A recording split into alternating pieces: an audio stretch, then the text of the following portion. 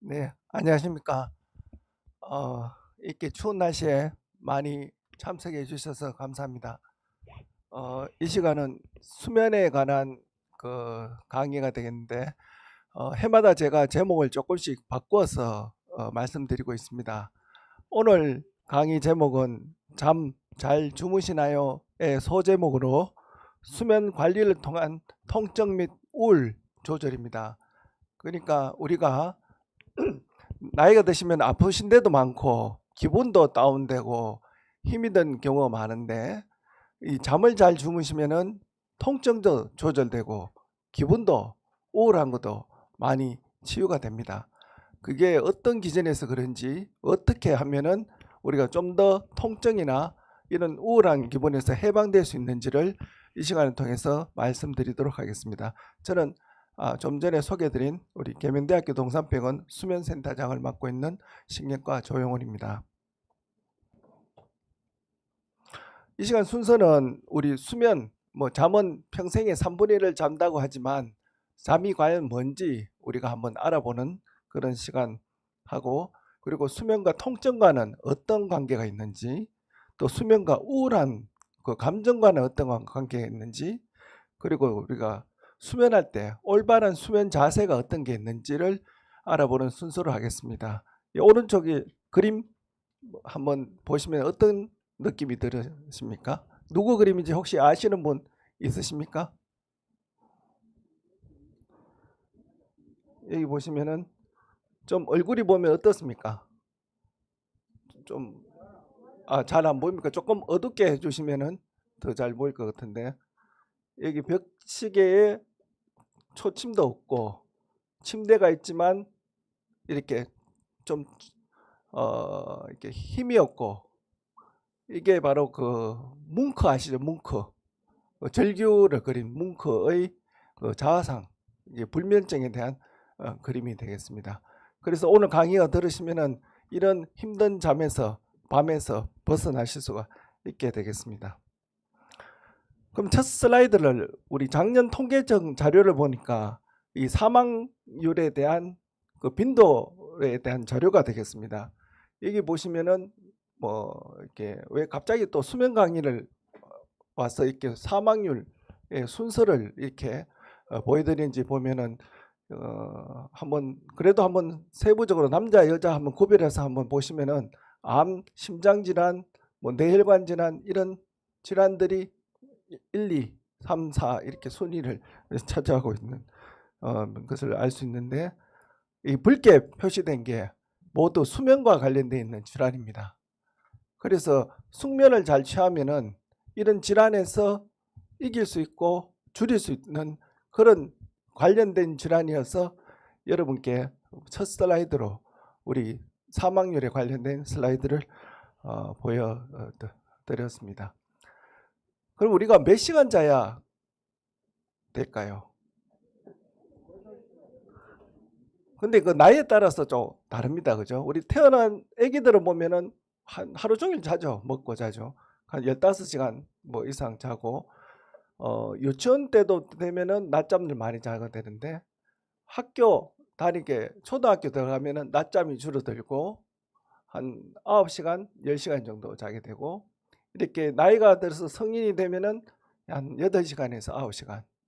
여기 다 어르신분 계시지만 나이가 아무리 드셔도 최소한 한 8시간 정도는 주무셔야 건강한 수면을 취할 수가 있게 되겠습니다.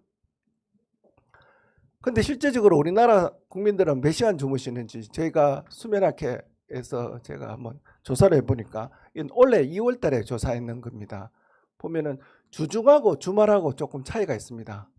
주중은 한 6시간 반 정도 자게 되고, 주말은 7시간 반 정도. 역시 주말이 1시간 정도 많이 자지만 그래도 6시간 반 정도밖에 안 자서 우리가 평균 수면 시간이 권장 수면 시간보다는 1시간 이상 부족한 것으로 조사가 되었습니다.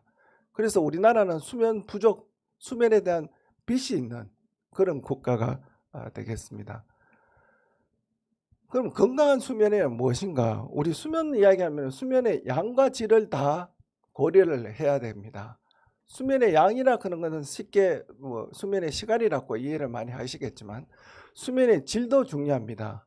수면의 질은 수면이 정상적인 구조를 취해야 되고 적당한 수면 주기가 있어야 됩니다. 그 주기라 하는 것은 이 시간 이렇게 낮 동안은 깨어 있어야 되고 밤 동안은 자야 되는 거죠. 그래서 수면 시간이 7시간 되더라도 낮에 주무시면 안 되지 않습니까? 그죠? 그래서 수면에 대한 주기와 구조가 좋아야 수면의 질이 좋고 실제적으로 수면의 질이 양보다 더 중요합니다. 그러니까 어떤 분들은 6시간 주무셔도 5시간 주무셔도 괜찮다 맑다 하시는 분들은 이 수면의 질이 좋은 분들이 되겠죠. 그래서 예로부터는 좋은 잠, 숙면은 명약이다 이런 말들이 있고 실제로 그렇습니다. 그럼 수면의 질이 중요하다고 이야기했는데 수면의 질은 두 가지로 이야기를 해볼 수 있습니다. 주관적인 수면의 질이 있을 수 있겠고 객관적인 수면의 질이 있을 수가 있겠죠. 주관적인 수면의 질은 본인이 잘 잤는지 느끼는 겁니다. 본인이 잘 못 잤다고 느낄 수도 있고 본인이 졸립다고 느낄 수도 있고 주관적으로 느끼는 수면의 질이 있는 반면에 객관적으로는 우리가 수면 검사를 통해서 실제적으로 수면의 질이 좋은지 나쁜지를 평가를 할 수가 있게 되겠습니다. 그래서 수면 다운 검사를 통해서 수면의 질을 볼 수가 있는데 수면 다운 검사를 하면은 수면의 효율이란 무엇이냐면은 잠자리에 누워있는 시간분에 실제적으로 주무시는 시간이 비슷해야 되는데 효율이 좋은지 그리고 수면의 단계가 정상인지 수면의 깊이가 깊은 수면이 있는지 수면 중에 깨는 게 적은지 이런 여러 변수들을 보고 수면의 질이 좋은지 나쁜지를 평가를 하게 되겠습니다. 그래서 우리가 수면 검사를 하면은 이런 수면 구조를 우리가 볼 수가 있는데 여기 보시면은 잠자리에 들어서 바로 누워서 주무시게 되면은 얕은 잠, 깊은 잠, 얕은 잠, 꿈꾸는 잠, 빨간색은 꿈꾸는 잠이 되겠습니다. 이런 구조적으로 정상적인 구조가 하룻밤 동안에 4번 내지 5번 반복되는 수면 구조를 취했을 때 정상적인 수면 구조고 수면의 질이 좋다고 말씀드리는 겁니다. 근데 이게 이렇게 꾸준하게 잠을 못 자고 자꾸 깨거나 깊은 잠이 적거나 꿈꾸는 잠이 또 너무 많거나 적거나 이렇게 될 때는 수면의 질이 좋지 않게 되는 것이죠. 그리고 또 중요한 게 수면 주기라고 말씀드리지 않습니까? 수면 주기는 잠을 자야 되는 시간에 잠을 자는 것입니다. 우리가 저녁이 되면은 멜라토닌이 서서히 분비되어서 잠을 잘 준비를 하게 되는 거죠.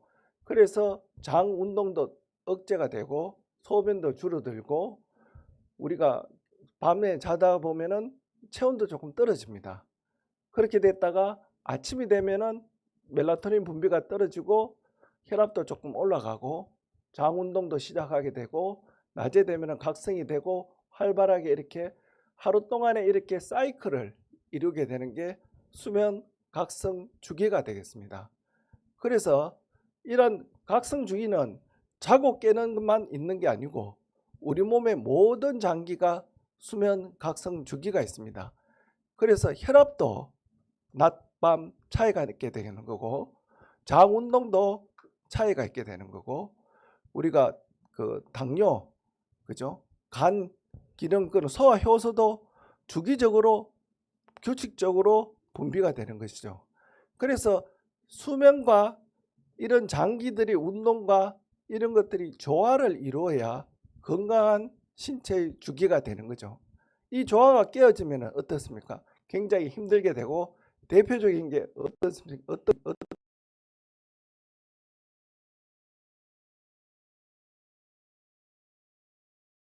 해외에 나가실 때 시차가 적응 안 될 때 많이 힘들지 않습니까?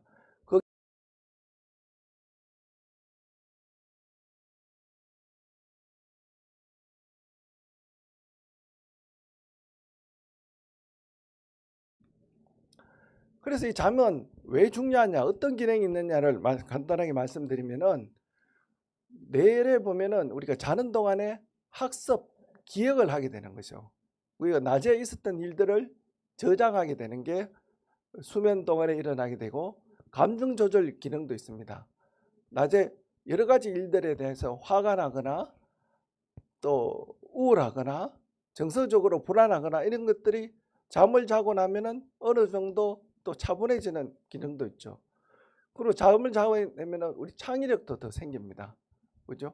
충분히 자야지 학생들이 학업 성적도 올라가게 되는 게 수면 동안에 이런 역할들이 있기 때문에 그렇습니다. 그럼 뇌에서 이런 기능의 변화가 있는 반면에 신체적으로도 우리가 코로나 요새 예방 백신을 많이 맞는데 백신도 숙면을 해야 항체가 잘 생깁니다. 면역이 잘 생기고 그리고 잠을 잘 자야 우리 대사 기능들이 좋아집니다. 혈당이나 여러 가지 기능도 수면을 통해서 이루어지는 거고 우리가 잠을 잘 자야 신체 회복도 빠릅니다. 우리가 오늘 강의도 그렇지만 통증이나 여러 가지도 수면을 통해야 잘 자야 회복이 빠르다는 거죠. 그래서 잠이 이렇게 신체의 건강을 위해서 가장 중요한 그런 기능을 하게 되는 것입니다. 그래서 잠을 잘 자야 되는데 기억력도 관계 있다고 말씀드렸죠. 아까 그죠? 학습에도 관계 있는데 이 조사를 보니까 여기 보시면은 수면 시간이 너무 작아도 너무 길어도 보면은 치매 위험도가 한 2.3배에서 4배 정도 높다고 합니다. 잠을 적정 수면 시간 7시간에서 8시간 못 주무시면은 치매에 걸릴 위험도 높아져서 실제적으로 치매 검사, 인지기능 검사 이게 떨어진 분도 병원에 가면은 우리가 기억력에 대한 검사할 뿐만 아니라 잘 주무시는지도 체크해서 문제가 있는지를 다 병원에 가면 검사를 하게 되는 것이죠. 그게 바로 이게 수면하고 기억력하고 밀접한 관련이 있기 때문입니다. 그래도 재미있는 또 조사가 있습니다.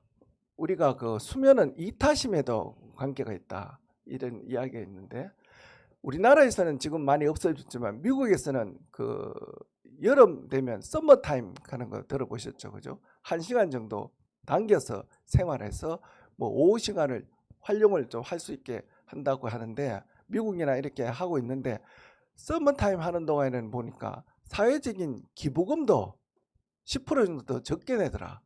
사람들이 잠이 부족하니까. 이런 통계도 있고 또 잠을 조금 늘렸더니만은 식욕도 좀 떨어지고 체중 감량도 있더라. 효과적으로 있더라. 이래 되어 있습니다. 그래서 양질의 수면을 적당한 시간, 그죠? 충분하게 수면을 취하면은 마음도 편해지고 체중 감량이라든지 건강 관리에 중요한 기여를 하게 된다는 것을 말씀을 드립니다. 그럼 이제 수면에 대한 기본적인 상식은 지금까지 알아봤는데 이제 통증이 아플 때 잠이 어떤지 여러분 다 한 번씩 통증 다 경험해 보셨죠? 아프면 어떻습니까? 막 짜증나고 예민해지고 막 그 좀 잠을 자는데 방해되지 않습니까? 그죠? 그래서 이런 통증과 수면과의 관계가 보면은 통증으로 인해서 수면의 질이 떨어지고 또 잠을 잘 못 자면은 통증 조절이 또 잘 안 됩니다. 서로 이렇게 양방향 상호 작용을 하게 되는 거죠. 그죠? 그래서 수면 자체도 통증에 관계가 있고 수면 부족도 통증에 영향을 미칠 수가 있다는 거죠. 그래서 충분하게 수면을 취하면은 통증에 대한 회복도 훨씬 더 빨라진다. 그런 내용을 이제 말씀을 드린 거죠. 그래서 실제적으로 수면 장애를 같이 동반하고 있으면은 통증에 대해서 예측할 수 있는 인자가 될 수 있는 거죠. 그래서 숙면을 잘 취해야 통증에 대한 회복도 빨라질 수 있다는 말씀입니다. 그래서 수면과 통증과의 관련해서 조금 더 자세히 알아보면은 통증 환자에서 아픈 환자에서 조사해 보니까 잠을 못 자는 분들이 약 한 3분의 2, 4분의 3 정도 되더라는 얘기죠. 88%까지 많고 또 잠을 못 자는 불면증 환자에서는 또 만성 통증을 갖고 있는 분들이 50% 이상 있고 그리고 낮 동안에 통증을 있더라도 밤에 야간 수면에도 또 영향을 미치는 거죠. 숙면을 못하게 하는 거고 그래서 잠이 부족하면은 조금만 아파도 더 아프게 느끼는, 예민해지는 그런 현상을 경험할 수 있고, 그리고 통증이 없더라도 자꾸 잠을 못 자게 되면은 안 아픈 부위도 자꾸 아프게 통증을 느끼게 되는 그런 현상도 생기게 됩니다. 그래서 숙면을 잘 취하는 것이 통증 회복에 굉장히 중요한 역할을 하는 것입니다. 그래서 좋은 잠, 그죠? 꿀잠을 자면은 통증도 경감하게 되고, 수면에 대해서 자주 깨는 게 되풀이 되면은 그 자체가 통증에 대한 예측 인자가 되는 거죠. 그래서 밤에 3번 깨는 사람이 1번 깨는 사람보다는 통증이 더 심한 사람이죠. 또 예측할 수가 있고, 그리고 통증을 앓고 있는 사람들이 잠을 못 자는 건 더 많다고 또 이야기 드렸지 않습니까? 이런 이유는 다시 보니까 잠에 대한 경로, 뇌에 대해서 가는 경로하고 우리 아픈 통각을 소용하는 그런 자극 경로가 서로 이렇게 같이 공유하고 있더라는 이야기죠. 그래서 통증에 관계되는 그런 세로토닌이나 이런 신경 전달 물질이 가는 경로하고 또 수면에 관련돼서 뇌로 가는 경로하고 이렇게 같이 공유하고 있어서 아픈 사람들이 숙면을 잘 못 취할 수 있는 그런 가능성이 더 많다, 이렇게 말씀을 드립니다. 그래서 잠이 부족하면은 우리가 그 생물학적으로 어떻게 차이가 변화가 생기는지 말씀드리면은 깊은 수면이 줄어들고 통증이 더 악화되죠. 그리고 아까 잠의 구조를 처음에 말씀드릴 때 얕은 잠, 깊은 잠, 꿈꾸는 잠 있다고 말씀드렸지 않습니까? 그 중에서 깊은 잠이 회복, 상처 치유에 더 중요한 역할을 하는데, 깊은 수면이 줄어들어서 통증을 더 악화시키게 되는 거죠. 그리고 잠을 못 자면은 우리 염증 반응이 증가하고, 우리 잠 못 자면 또 혈압도 막 올라갑니다. 부족하면. 그리고 교감신경, 흥분신경이 항진하게 되고 스트레스 호르몬이 증가하게 됩니다. 잠을 못 자게 되면은. 그래서 교감신경 항진과 더불어서 이런 나쁜 호르몬이 증가해서 우리의 신체에 치유 반응을, 지장을 나쁘게 부정적인 영향을 미치게 되고, 우리가 또 감정, 정서적으로 부정적인 영향을 미치게 되죠. 그건 우리 다음 파트에 우울증에 관련된 파트에서 한 번 더 말씀을 드리겠습니다. 그리고 그런 감각신경계가 자극이 돼서 또 예민해지게 되는 거죠. 그래서 예전에 숙면할 때는 조금 이렇게 받치거나 아파도 통증이 참을만 해도 잠이 부족하고 이런 경우에서는 그 통증이 더 예민하게, 더 나쁘게 느끼게 되는 거죠. 그래서 이렇게 깊은 수면이 회복이 되어야 통증에 대한 진통 효과도 더 좋아지게 된다는 말씀이죠. 그죠? 그래서 이게 잠이 부족하면 생물학적으로도 뇌에 있는 여러 가지 변화들을 나타내게 됩니다. 그래서 통증에 대한 여기 보시면은 통증 과민이라고 이렇게 말씀드리는데, 같은 통증에 대한 자극을 느끼더라도 더 크게, 심하게, 과하게 느낀다는 이야기죠. 그래서 진통제 하나로 끝날 것도, 숙면을 하면은 끝날 것도, 숙면을 잘 취하지 못하면은 진통제를 2개, 3개 먹어야 진정이 될 수 있다는 이야기가 되겠습니다. 그래서 통증에 대한 과민하게 되니까 통증에 대해서 그런 취약성이 증가돼서 우리가 통증에 대한 약물이라든지 치료를 더 과하게 우리가 요구를 하게 되는 거죠. 그래서 통증 조절 경로, 그러니까 여기서 통증은 급성 통증하고 또 만성 통증하고 또 다음에 이야기 드리겠지만 조금 더 다르게 내가 작용한다고 말씀을 드립니다. 그래서 수면에 대한 영향을 전체적으로 한번 정리해서 다시 말씀드리면은, 아프면은 잠을 잘 못 자겠죠. 수면 시간이 짧아지게 되겠고 수면의 질이 나빠집니다. 수면의 질은 아까 뭐라 그랬습니까? 수면의 구조라든지 수면의 주기, 또 수면의 단계, 이런 것들이 더 나빠지게 되는 거고, 수면이 깊은 잠이 됐다가 얕은 잠이 됐다가 꿈꾸는 잠이 되는데 이게 자꾸 빨리 변합니다. 그죠? 그리고 자다가 자꾸 깨게 돼요. 아파서. 그죠? 그리고 깊은 잠과 꿈꾸는 잠이 줄어들게 되는 거고, 그리고 자꾸 아프니까 깨게 되니까 잠에 대한 빛이 생기는 거죠. 그래서 급성 통증 있는 사람은 한 15분 정도 수면 시간이 줄어든다 그러고, 만성 통증 3개월 이상 오랫동안 아픈 분들은 약 한 40분 이상 수면 부족, 수면에 대한 빛이 생긴다는 거죠. 그래서 이게 쌓이면은 또 이거로 의한 악순환이 되는 거죠. 그죠? 하루가 끝나는 게 아니고 되풀이 되어서 더 큰 문제가 생기게 되겠습니다. 그래서 잠들 때 통증이 있으면은 오래 걸리고, 아프면 자꾸 불안해지겠죠, 사람이. 그죠? 그리고 피로가 증가하게 되겠고, 자는 동안에는 자꾸 아파서 깨게 되겠고, 얕은 잠이 많아지게 되고, 깊은 잠은 좀 적게 됩니다. 수면이 자꾸 왔다 갔다 하는 거죠. 얕은 잠, 깊은 잠, 얕은 잠, 이렇게 자주 왔다 갔다 하게 되고, 교감신경이 항진되게 되고, 그리고 악몽을 자주 꾸게 됩니다. 통증이 있으면 주무시는 동안에. 그리고 아침에 깰 때도 개운하지 않고 피곤하고, 낮에는 졸립고 막 짜증스럽고, 이런 특징을 보이게 되겠습니다. 그래서 이 아픈 통증을 있으면은 이렇게 수면도 안 되고, 수면도 안 되면은 통증도 더 심해지고, 이렇게 악순환이 되겠습니다. 근데 조금 전에 말씀드렸다시피 급성 통증과 만성 통증은 다르다고 말씀드렸죠. 그죠? 급성 통증은 그날 아파서 뭐 잠에 조금 영향 있고 또 안 아프면은 회복될 수 있고 이렇게 되지만, 만성 통증은 한 달 이상 지속되는 그런 계속적인 통증이 있으면은 그때는 이제 우리 뇌가 다르게 반응하는 거죠.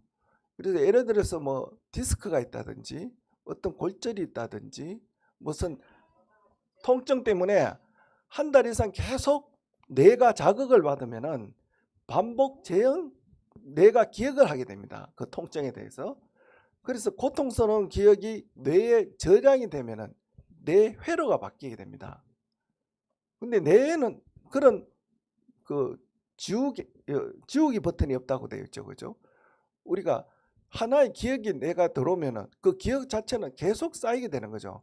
그래서 만성 통증이 계속 아픈 통증으로 신호가 뇌에 오게 되면은 그 기억 자체가 뇌에서 계속 저장이 됩니다. 그렇게 되면은 뇌는 완전히 회로가 변하게 되는 겁니다. 그렇게 되면은 만성불면증과 만성통증으로 바뀌게 되는 거죠. 그래서 뇌가 재현학습, 만성통증과 공포, 두려움이 영구적인 기억을 유발해서 뇌의 부위 중에서 해마라는 곳에 저장이 된다는 이야기죠. 그러면은 급성통증과 달리 만성통증은 이런 해마의 뉴런의 신경세포의 변화를 일으켜서 뇌 구조를 변화시킵니다. 뇌의 구조. 그래서 만성통증 있는 환자에는 전두엽, 시상, 뇌의 크기도 좀 변화가 되고 통증을 처리하는 부위에 변화가 있는 거죠. 그래서 왜 고문 같은 것도 있고 상처도 뇌에 깊이 있는 상처는 회복이 잘 안 되지 않습니까? 그죠?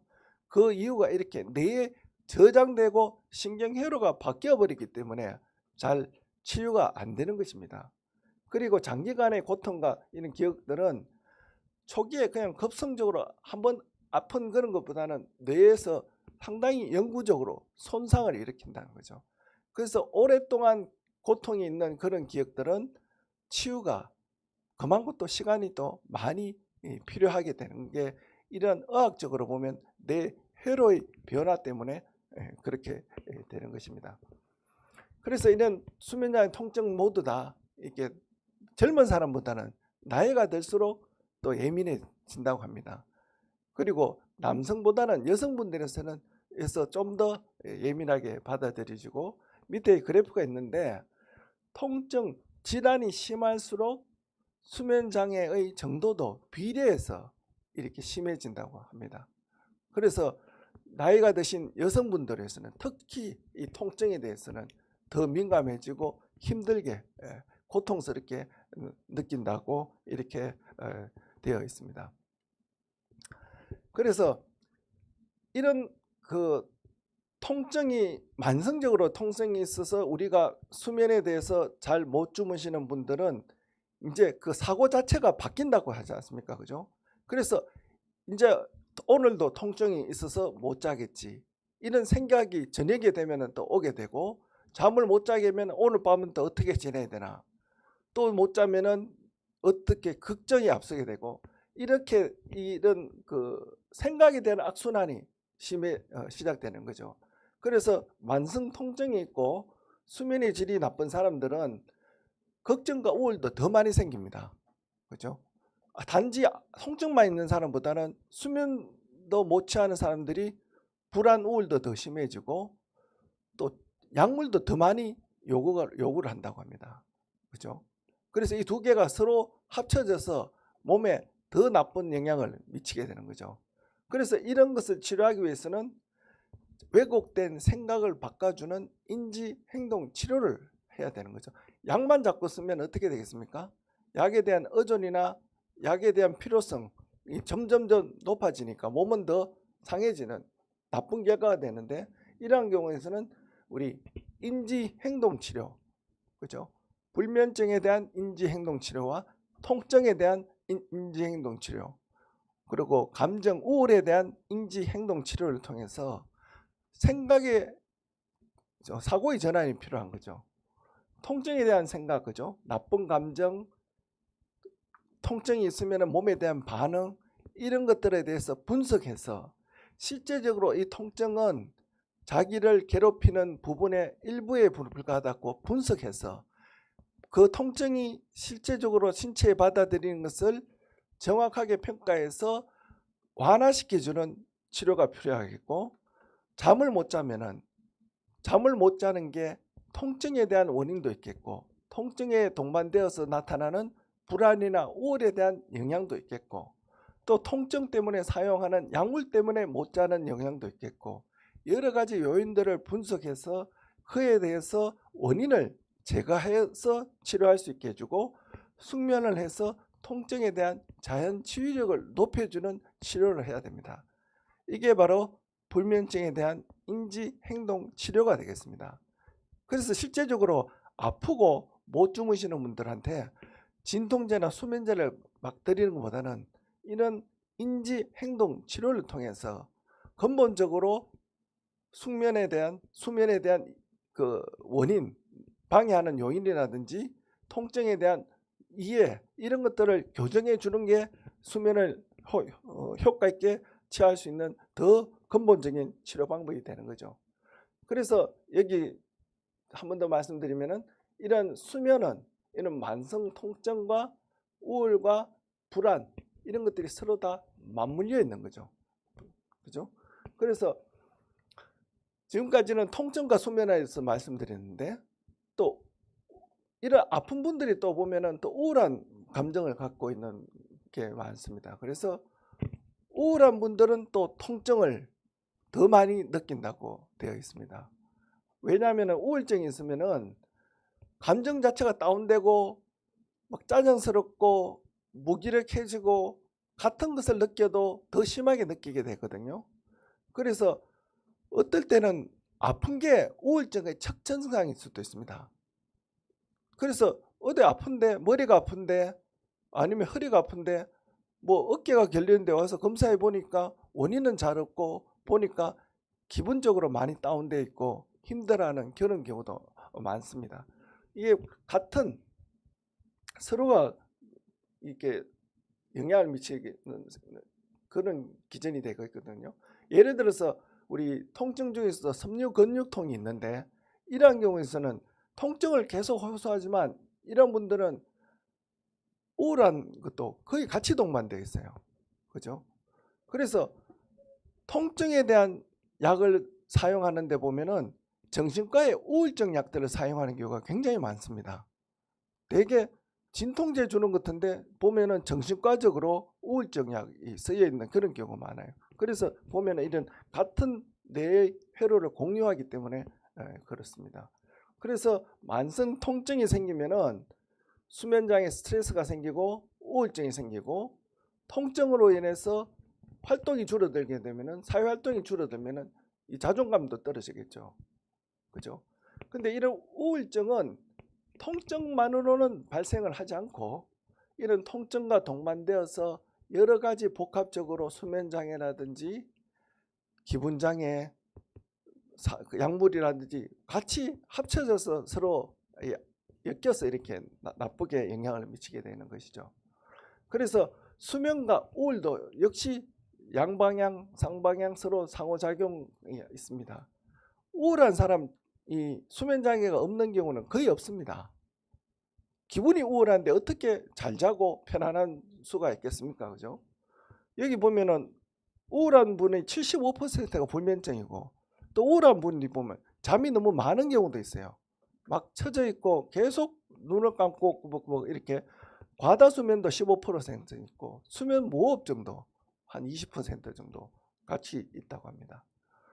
그래서 수면 장애가 있으면은 이런 우울증이 더 많이 생긴다고 이야기 드렸고, 이런 스트레스에 대한 반응, 이런 것 때문에 우울증에 대해서 더 취약성이 증가하게 되고, 우울증을 잘 치료해도 수면 장애가 같이 좋아지게 되는 거죠.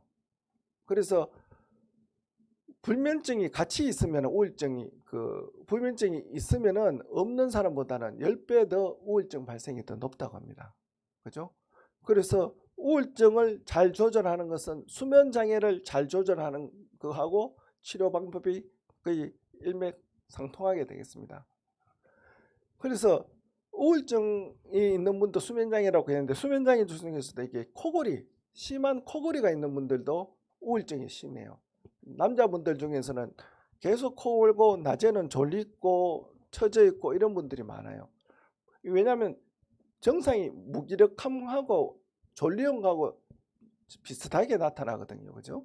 그래서 무호흡 환자들이 우울증 가능성이 높은데, 왜냐하면은 또 주의해야 될 게, 우울증 약물을 잘못 쓰면은 코골이가 더 심해지게 그런 경우도 많습니다.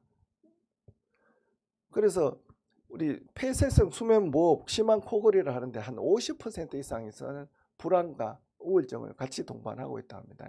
그래서 코골이 환자들 보면 야간에 자꾸 이렇게 자꾸 깨지 않습니까? 그죠? 수면 분절이 자꾸 생기니까 이산화탄소가 생기고 산소가 자꾸 떨어지니까 뇌가 자꾸 수면에 분절이 생겨서 낮 동안에 무기력해지거든요. 그죠?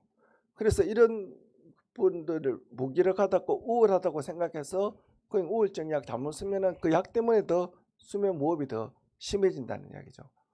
그래서 수면 무호흡은 뭐 아시겠지만, 여기 보시면 공기가 이렇게 누워서 있는 동안에 이렇게 잘 흘러야 되는데, 이렇게 혀 뒤가 막혀서 이렇게 숨을 못 쉬거나 진동이 돼서 코를 고게 되는 거고, 남성에 더 많죠. 중년 비만인 경우에 더 많고 한 5에서 10% 정도 된다고 합니다.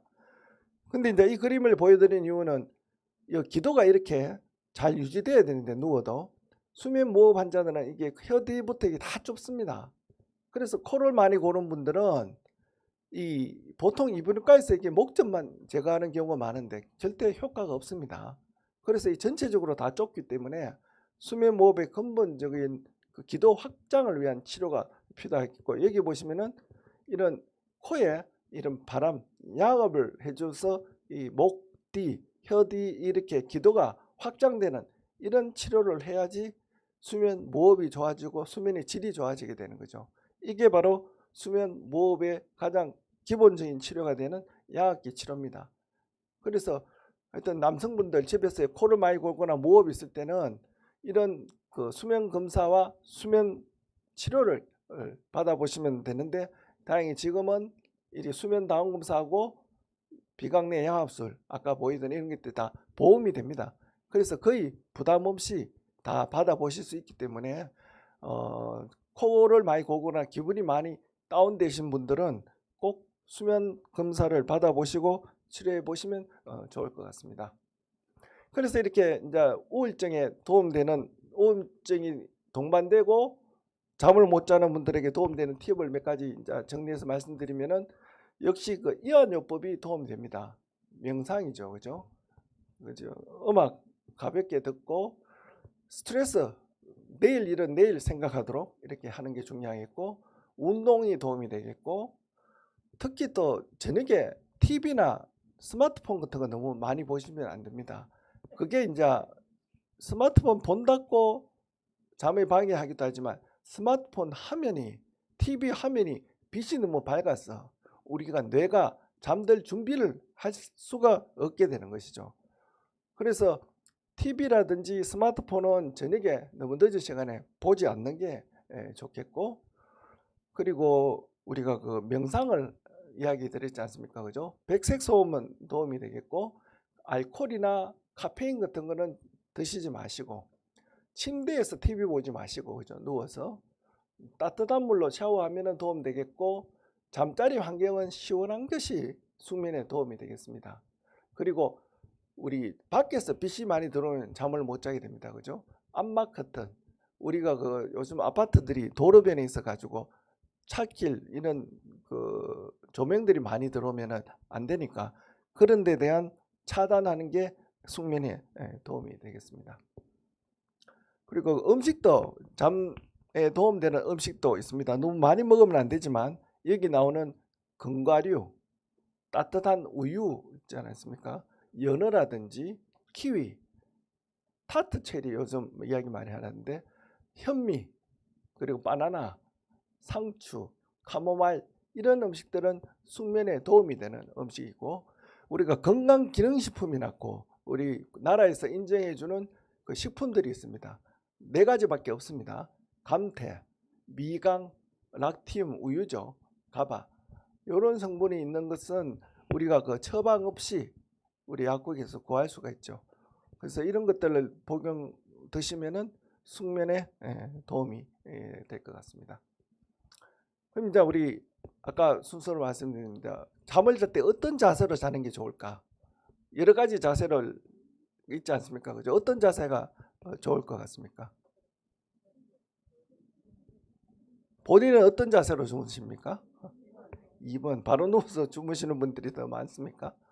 네, 여기 한번 보시면은 엎드려 주무시는 분이 있는데 좀 기본적으로 우울한 분들이 엎드려 자는 분들이 많죠. 부드러운 매트리스에 엎드려 주무실 때는 목이 아픈 경우가 있어서 조심을 하셔야 되겠고 수면 무호흡증 아까 코골이 이렇게 했는데 기도 확장에 잠시 도움이 되는데 잘못 뭐 베개 같은 데 한번 눌리면 안 되니까 조심하셔야 되겠고 허리 통증은 더 나빠질 수 있습니다. 바로 엎드려 주무시면은 그래서 이런 것들은 또 조심을 하셔야 되겠고 바로 누워 주무신 분이 가장 많은데 이런 경우에서는 코골이 환자분들은 바로 누우면 더 심하죠. 그죠? 코골이 분들은 피해야 되겠고 임신분들 우리 산모들은 옆으로 눕는 게 더 낫습니다. 그죠? 바로 누울 때는 안 되고 그리고 목이 아프신 분들은 바로 누우면 더 도움이 되겠고 옆으로 누워서 주무시면 소화에 도움이 됩니다. 왼쪽으로 옆으로 누울 수도 있고 오른쪽으로 옆으로 누울 수도 있는데 소화되기 전에는 왼쪽이 도움되겠고 소화가 된 뒤에는 오른쪽으로 눕는 게 더 도움이 되겠습니다. 그죠? 과민성 대장염이 있을 때는 왼쪽으로 눕는 게 도움되겠고 변비가 있을 때는 오른쪽으로 옆으로 누워서 주무시는 게 도움이 될 것입니다. 그런데 이제 이게 자는 자세를 말씀드렸는데 실제적으로는 우리 신체 해부적으로 이 그림을 잘 이해를 하셔야 됩니다. 그죠? 경추가 목이 있고 흉추가 있고 요추가 있는데 이렇게 직선이 아니고 이렇게 굽어 있습니다. 이 자연스러운 자세대로 주무시는 게 가장 숙면에 바른 자세입니다. 그죠? 요 그림을 잘 기억해 두시면 좋겠는데 그래서 요 그림대로 보면은 옆으로 누워서 이게 보시면은 너무 딱딱하면은 이게 어떻습니까? 허리가 들리지 않습니까? 이러면은 숙면에 좋은 자세가 아니고 적당한 쿠션이 되면은 척추가 이렇게 옆으로 누워도 바르게 되면은 좋게 되는데 또 너무 푹신해서 이렇게 쳐주면은 안 되겠죠. 이 목도 마찬가지입니다. 이게 보시면은 바로 누워서 목이 이렇게 펴지면은 좋은 자세가 되는데, 이렇게 보시면은 이게 바로 누웠는데 푹 꺼지면은 좋은 침대가 아닌 거죠. 그죠? 아까 말씀드린 이 해부학적인 구조에 따라서 본인이 맞는 자세로 주무시는 게 가장 건강한 수면 자세가 되어 있습니다. 그래서 이 원리만 아시면 되는데, 뭐 숙면 베개라든지 침대라든지 너무 과대 광고가 너무 많습니다. 그죠? 여기 보시면은 매트리스를 고를 때는 그럼 어떻게 골라야 될까? 부드럽고 딱딱한 강도에 따라서 우리가 체중이 가벼운 분들은 부드러운 매트리스에 주무셔도 좋겠고, 체중이 많이 나가면은 상대적으로 좀 딱딱한 매트리스가 좋겠죠. 그죠? 안 꺼져야 되니까. 그래서 옆으로 자는 경향이 있는 분들은 몸을 잘 받쳐주는 조금 부드러운 매트리스를 사용하는 게 좋겠고, 바로 누워서 주무시는 분들은 허리를 잘 지지해 줄 수 있는 중간 단계의 매트리스가 좋겠습니다. 그죠? 엎드려 주무시는 분들은 또 이렇게 너무 기도가 안 눌리도록 부드럽지만 지지해 줄 수 있는 그런 침대. 원리는 아까 보여드린 그런 해부학적인 구조를 잘 받쳐주는 그런 침대 베개가 좋겠습니다. 베개는 어떻게 고르는 게 좋겠습니까? 베개의 높이와 견고함 레벨 재질들이 중요하겠죠. 그죠? 근데 매트리스하고 저하가 중요합니다. 그래서 목이 편안하게 돼야 되고, 목 커버가 더 들리면은 목에 통증이 오니까 안 되겠죠. 그죠? 머리끝부터 발끝까지 충분히 지지해 줄 수 있어야 되고, 단단한 높은 베개는 조금 단단한 매트리스도 괜찮지만 너무 부드러우면은 낮은 베개가 좋겠고, 본인의 신체에 맞는 베개가 좋습니다. 그래서 뭐 광고에 보시면은 숙면 베개고 뭐 이렇게 너무 많은 광고가 있는데 그거 절대 믿지 마시고, 그죠?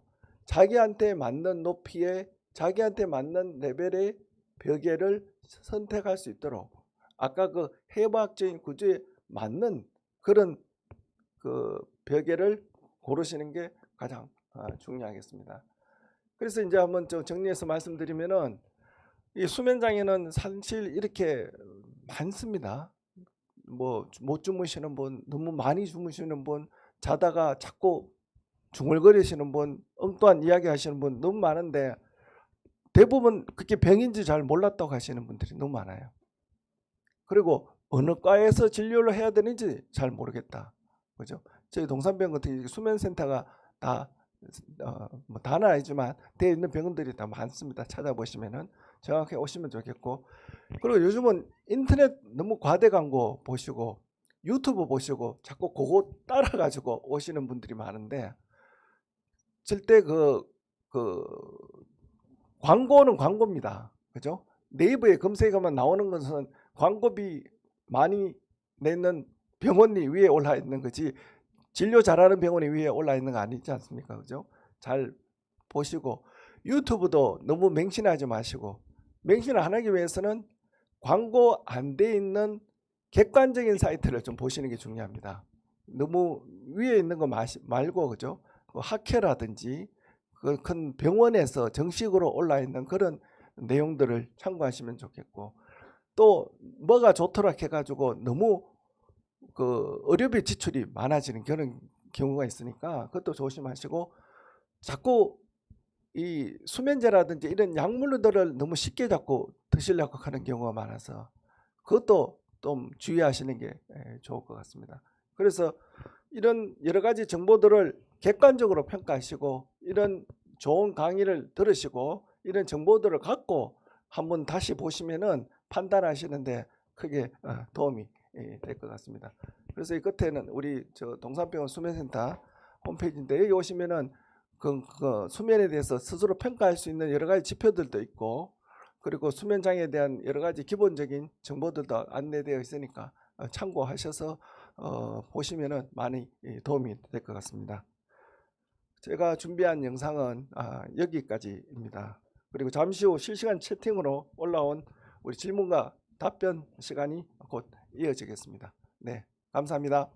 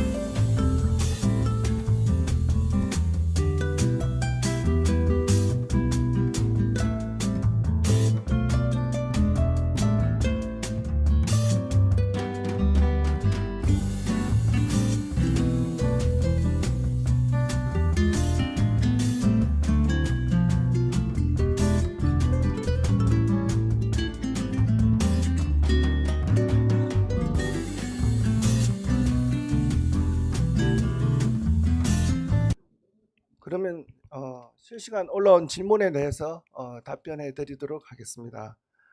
닉네임 하늘 분이 올리는 질문입니다. 잠자다가 깨면은 새벽이라 누워 있는데 그래도 자는 효과가 있는지 궁금합니다. 근데 새벽에 어르신들 자주 깨죠. 깨는 이유가 이게 소변 보기 위해서 깨는 경우도 있고, 또 아침에 초저녁에 일찍 주무시고 또 새벽에 일찍 깨는 경우도 많은데, 처음에 소변 보시고 누워서 잠을 자려고 하는 것은 괜찮습니다. 괜찮은데 잠이 안 오는데 30분 이상 계속 자려고 누워서 노력하는 것은, 노력하는 그 자체가 우리 잠을 방해하게 되는 거죠. 그래서 아까 수면 효율이라고 말씀드렸지 않습니까? 그죠? 침대에 잠자리에 누워 있는 시간하고 주무시는 시간하고 비슷하게 맞추시는 게 좋습니다. 처음에 잠자리에 들 때 잠이 안 올 때 자꾸 자려고 누워서 시계를 자꾸 보게 되는데, 그렇게 되면은 잠을 방해되는 거죠. 그래서 잠자리에 누워서 한 15분 뭐 30분 지나도 잠이 오지 않을 때는 오히려 일어나서 좀 거실이나 이런 데 이렇게 쉬고 편안한 자세에 있다가 조금 나른해지고 졸리게 되면은 잠자리에 드는 게 숙면하는 데 더 도움이 되겠습니다. 그리고 다음 닉네임 HWEE 본인이 질문해 주셨는데, 잠이 부족하다면 낮잠을 자도 좋은가요? 예. 낮잠은 우리가 나이 드신 어르신 분들은 뭐 충분히 주무실 수 있는데, 낮잠의 원칙은 그렇습니다. 밤잠에 방해가 되지 않으면 낮잠을 주무셔도 괜찮습니다. 예를 들어서 낮잠을 한 15분이나 30분 주무시는 것은 괜찮은데, 낮잠을 주무시고 난 뒤에 밤잠을 적게 주무신다, 그러면 낮잠을 안 주무시는 게 낫겠죠. 그래서 밤에 자는 게 아무 관련이 없으면은 낮잠을 주무셔도 되는데, 낮잠을 자는 동안에 또 꿈을 꾸시는 분이 있습니다. 꿈꿀 정도로 낮잠 주무시는 거는 낮잠 시간이 너무 긴 겁니다. 그래서 낮에 주무시는 거는 잠깐 한 15분 정도 식사 후에 쉬시면서 밤잠에 방해되지 않는 정도에서 낮잠을 취하시면 좋겠습니다. 그리고 바닐라 라떼 닉네임 분이 질문을 하셨는데, 수면 다운 검사는 언제 해야 하는지 궁금합니다. 수면 다운 검사는 사실은 보험되는 기준은 두 가지밖에 없습니다. 심한 코골이가 있거나 수면 무호흡증이 의심되거나 낮에 많이 졸리운 경우, 그죠? 자기도 모르게 이렇게 강의 시간에 꾸벅꾸벅 졸거나 뭐 운전할 때 졸으면 위험하지 않습니까? 그죠? 이런 경우에서는 수면 다운 검사가 필요하고 보험이 됩니다. 그렇지만 이제 일반적으로 우리가 수면학적으로 이야기 드릴 때는 수면에 문제가 있어서 본인이 스스로 노력해 보시고, 스스로 노력에 대한 기준은 아까 말씀드린 명상이라든지 이완요법이라든지 뭐 음식이라든지 이런 것을 해 보셔도 해결 안 될 때는 우리 수면 전문 클리닉에 오시고 수면 전문의들의 상담을 통해서 해결할 수 있는 기본적인 몇 가지를 해보셔도 안 되고 치료가 진행이 안 될 때는 수면 다운 검사를 권유받을 수 있습니다. 근데 대부분 또 요즘 어르신 분들은 코골이라든지 주간 졸림이 동반되기 때문에, 그래서 수면 다운 검사가 대부분 또 보험적으로 또 적용할 수 있기 때문에 예전보다는 또 쉽게 이용을 할 수가 있게 되겠습니다. 그리고 닉네임이 모야호인 분이 질문하셨는데, 잠에 들면 아침까지 푹 쭉 자는 편인데 입면장애가 있습니다.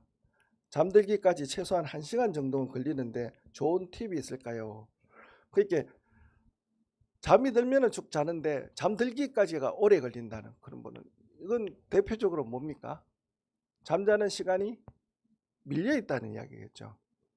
그러니까 예를 들어서 1시간 걸린다 그러면 11시에 누우면은 12시에 주무신다는 이야기 아닙니까? 그죠? 12시부터 8시까지 주무신다는 이야기인데, 이게 더 심한 분들은 2-3시간 걸리는 분이 있습니다. 3시까지 못 주무시다 3시부터 낮 12시까지 주무시는 분이 있습니다. 이런 수면 장애는 대표적으로 불면증이 아닙니다. 이런 경우에서는 수면 주기 장애고 수면 주기가 뒤로 밀려난 경우죠. 그죠? 교대 근무자라든지 시차 적응이 안 되다든지 이런 분들은 수면 주기장애로서 입면 시간이 뒤로 밀리는 경우에서는 이렇게 잠을 드는데 오래 걸리는 경우가 있습니다. 그래서 이런 경우에서는 잠을 못 잔다고 다 불면증이 아니니까, 요거는 수면 주기장애니까 수면 주기장애에 해당되는 치료를 받으시면 되겠습니다. 그리고 다섯 번째로 하얀 마음이란 분이 질문하셨는데, 수면의 질이 혈압과 혈당 조절에 얼마나 영향을 미칩니까? 여러분 경험하셨습니까? 잠을 못 자면 혈압이 어떻습니까? 올라가지 않습니까? 잠을 못 자면 혈당도 올라갑니다. 수면 중에서 깊은 수면은 혈당 조절, 성장 호르몬이 나오는 단계가 되겠습니다. 그죠? 혈당 조절에 매우 중요합니다. 그래서 수면, 특히 깊은 수면은 혈압과 혈당에 굉장히 중요한 역할을 함으로써 깊은 수면을 충분히 할 수 있도록 하셔야 혈당과 혈압의 조절에 큰 도움이 됩니다. 그리고 코골을 많이 고시는 분들이 혈압이 높은 분이 많은데 그게 깊은 수면이 없어서 그렇습니다. 그래서 수면무호흡증을 치료하셔서 약악기 치료를 하시면은 수면무호흡, 코골이도 조절되지만 혈압도 조절되는 경우도 많고 체중도 조절되는 경우가 많습니다. 식사에 대한 조절도 숙면을 통해서, 깊은 수면을 통해서 조절이 되겠습니다. 그리고 박정선이라는 닉네임 분이 너무 잠을 못 자고 힘들어서 수면 유도제 등 약을 먹는 게 도움이 될까요? 하셨는데, 수면 유도제나 수면제나 용어가 비슷한데, 이런 약들은 물론 뭐 힘들면 복용을 할 수가 있습니다. 할 수가 있지만 아까 말씀드린 단계가 있습니다. 처음부터 먹는 게 아니고 잠을 못 자면은 왜 못 주무시는지, 그죠? 수면 주기장애인지, 자기 위해서 수면 위생이라 하는데, 수면 인지행동 치료를 통해서 수면 위생을 통해서 조절해보고, 그리고 수면에 도움되는 아까 그 식품들 있지 않습니까? 그런 것들을 해보고, 그 다음 단계에서도 건강기능식품 중에서 감태라든지 우유라든지 이런 것들은 또 약물이 아닌데 도움이 되는 거 있다고 말씀드렸지 않습니까? 이런 단계적으로 거쳐서 사용해 봐야 되고, 또 수면 장애가 되는 원인이 아까 말씀드린 통증이라든지 우울증이라든지 수면 무호흡증이라든지 하지 불안 증후군이라든지 다른 질환과 감별이 되고 난 뒤에 사용을 해야 됩니다. 그죠? 원인은 여기 있는데 자꾸 수면제를 통해서 억지로 재워버리면 이 원인은 치료가 되지 않지 않습니까?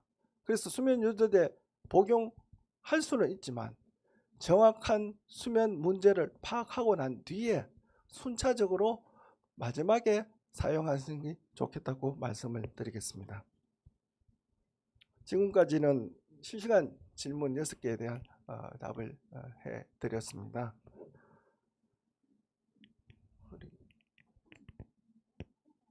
네, 그럼